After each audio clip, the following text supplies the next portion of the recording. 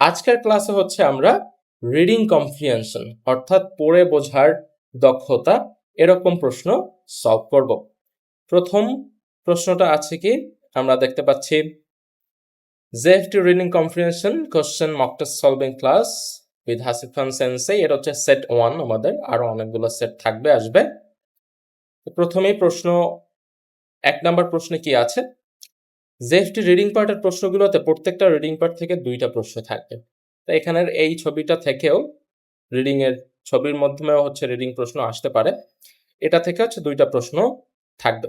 আমরা প্রথমেই প্রশ্ন দেখার সাথে সাথে এটা পড়া শুরু করে দিব না, যে প্রশ্নের মধ্যে কি আছে। আমরা আগে দেখব যে প্রশ্নে কি বলেছে, উদ্দীপক আমরা পরে পড়বো, আগে দেখব প্রশ্নে কি বলেছে। শুরুতেই আমাদের প্রথম প্রশ্নে কি জানতে চেয়েছে, এটা হচ্ছে আসা, কিসের কাঞ্জি আসা, নয়টারে কি বলে কু, এটা হচ্ছে জি সমর কাঞ্জি।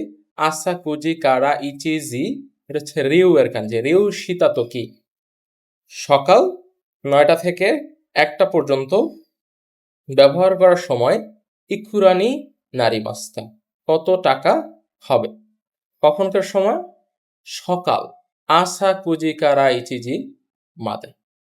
এখানে আমরা একটু প্রথমে দেখি, এই চারটা দেখি, দেখি 24 আওয়ার্সের, এই যে 24 জি কান এই গিউ 24 ঘন্টায় ব্যবসা এটা হচ্ছে খোলা থাকে।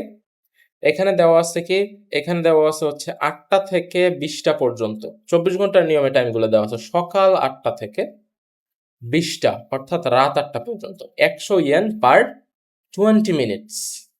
100 ইয়েন হচ্ছে পার কত মিনিটের জন্য, পার 20 মিনিটের জন্য। এরপরে আবার 20টা অর্থাৎ রাত 8টা থেকে সকাল 8টা পর্যন্ত 100 ইয়েন কতক্ষণের জন্য, 60 মিনিটের জন্য। আমার জানতে চাইছে সকাল, সকাল 9টা থেকে 1টা পর্যন্ত। সকাল 9টা থেকে 1টা পর্যন্ত এটা তাইলে কোন সময়ের মধ্যে পড়বে, এই যে এই ব্র্যাকেটটায় পড়বে। সকাল 8টা থেকে রাত্র 8টার যে প্রাইসিং সিস্টেমটা আছে এটার মধ্যে হচ্ছে পড়বে। 9টা থেকে 1টা পর্যন্ত কয় ঘন্টা হয়, 10টা, 11টা, 12টা, 1টা, 4 ঘন্টা। বাট এটারে আমার ভাগ দিতে হবে কত দিয়ে, 20 দিয়ে হচ্ছে আমার ভাগ করতে হবে। 4 ঘন্টায় টোটাল কত মিনিট হয়, 4 ছক 24, 240 মিনিট। এখন 20 মিনিটের ওই সময়টা, 20 মিনিটে আমরা যদি 240 যদি ভাগ করি, কারণ 20 মিনিট 240 মিনিট এই সাইডে টোটাল সময়টা, 240 মিনিটকে যদি 20 মিনিট দিয়ে ভাগ করি তাহলে কয়টা স্লট বের হয়, 12টা। প্রতি 20 মিনিটের জন্য হচ্ছে 100 ইয়েন করে। তাহলে এখানে আমার হয় কি, 12টা 20 মিনিটের স্লট হয়। তাহলে 12 ইন্টু 100 কত ইয়েন আমার দিতে হবে, 1200 ইয়েন। ওকে, তো এখানে অ্যান্সার হবে হচ্ছে 1200 ইয়েন। আশা করছি সবাই বুঝতে পেরেছেন। আবার যদি বলি ঘটনা কি হয়েছে, এখানে সকাল 9টা থেকে দুপুর 1টা পর্যন্ত এই সময়ে পার্কিং এ কত টাকা তাকে দিতে হবে সেটা জানতে চেয়েছে। এখন সকালে 8টা থেকে রাত 8টা অর্থাৎ 20টা পর্যন্ত পার্কিং এর ফি হচ্ছে প্রতি 20 মিনিটে 100 ইয়েন করে। এই 9টা থেকে 1টা পর্যন্ত হয় 4 ঘন্টা, 4 ঘন্টায় 240 মিনিট। 240 মিনিটে আমার এই যে 20 মিনিটের স্লট দিয়ে হচ্ছে ভাগ করতে হবে, যেহেতু 20 মিনিটে 100 টাকা, প্রতি 20 মিনিটে 100 টাকা। তাহলে 20 মিনিট দিয়ে আমি যদি 240কে ভাগ করি তাহলে 12টা স্লট বের হয়। তাহলে 12 ইন্টু 100, 12 ইন্টু 100, তাহলে কত টাকা দিতে হবে, 1200। এটার অ্যান্সার হচ্ছে 1200 ইয়ান। এরপরে 2 নাম্বার প্রশ্নে কি বলেছে, এটা কিসের কাঞ্জি, এটা হচ্ছে তাদাশি অর্থাৎ সঠিক। তাদাশি নোয়া দোরেদেস্তা অর্থাৎ সঠিক কোনটি। কি বলেছে এখানে, এটা কিসের, 24। এই টাকা পয়সা, সময়, এগুলো সবসময় এরকম সংখ্যাতেই লেখা থাকবে। তো নিজো ইয়ম জিকান অথবা 24 জিকান মানে কি সময়। ইৎসুদেমো রিউ দেকিমাস, যে কোনো সময় ব্যবহার করা যাবে।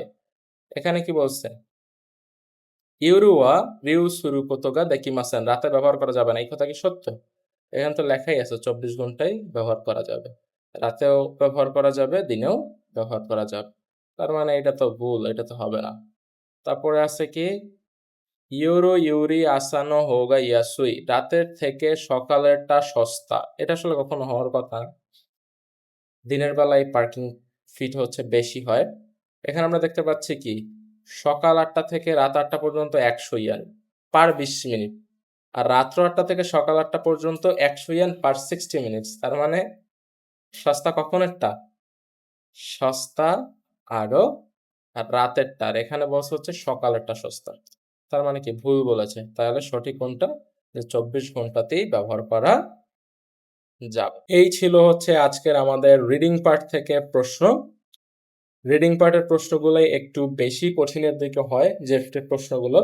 এছাড়াও আমাদের আরো রিডিং পার্টের প্রশ্ন আসবে, এক্সপ্রেশন পার্টের, conversational expression part, listening part, সব পার্টের প্রশ্নই আসবে আস্তে আস্তে। এবং এইখানের এই যে ব্যাখ্যা সহ যে পিডিএফ নোটগুলো আছে, এগুলো হচ্ছে আমাদের কোর্সের স্টুডেন্ট যারা আছে আপনারা কোর্সের মধ্যে হচ্ছে পেয়ে যাবেন। তো দেখা হবে আরো পরবর্তী আরো কোনো একটা জেএফটি প্রো মক টেস্ট ক্লাসে। যেই মক টেস্ট যদি আপনি প্র্যাকটিস করেন তাহলে আপনি প্রো হয়ে যাবেন। কিন্তু এর আগে কিন্তু আপনার অবশ্যই ইরুদড়ি যে বই আছে 3টা সেইটা পড়ে নিতে হবে। কারো যদি N4 যে N4 এর সবকিছু আপনার পড়া আছে তাইলে হয়তো আপনি বুঝতে পারেন মোটামুটি, বাট হয়তো আপনার ইরোদরি 3টে বই পড়া থাকলে খুবই খুবই খুবই ভালো হয়। বাট আপনি ধরেন জেএলপিটির জন্য পড়াশোনা করতে করতে N4 50 লেসন পর্যন্ত পড়ে ফেলছেন সবকিছু খুব ভালোভাবে, তাইলে হয়তো বুঝতে পারেন, বাট তাও কষ্ট হবে যেহেতু এগুলো আপনি ওই বইয়ের মধ্যে দেখেন নাই। তাই ইরোদরি বই পড়ে তারপরে এই মক টেস্টে অ্যাড হলে খুবই ভালো হয়। তাহলে যদি কেউ এখন আসে যে না আপনি আসলে N4ও পড়েন নাই, আপনি ইরোদরি বইও পড়েন নাই, আপনি জাস্ট N5 শেষ করেছেন, তাহলে আমাদের যে জেএফটি ব্যাচ আছে ওইখানে আপনি অ্যাড হতে যেতে পারেন। তাহলে ওই কোর্সের মধ্যে আপনি একসাথে ইরোদরি বই পড়াশোনা এবং প্রশ্ন কিভাবে সলভ করতে হয় সেটা একসাথেই আপনি পেয়ে যাবেন। তো দেখা হবে পরবর্তী আরো কোনো একটা জেএফটি ক্লাস অথবা mock test class, any class অথবা কোনো আলোচনায়। সেই পর্যন্ত সবাই ভালো থাকেন। আসসালামু আলাইকুম। জানাতো।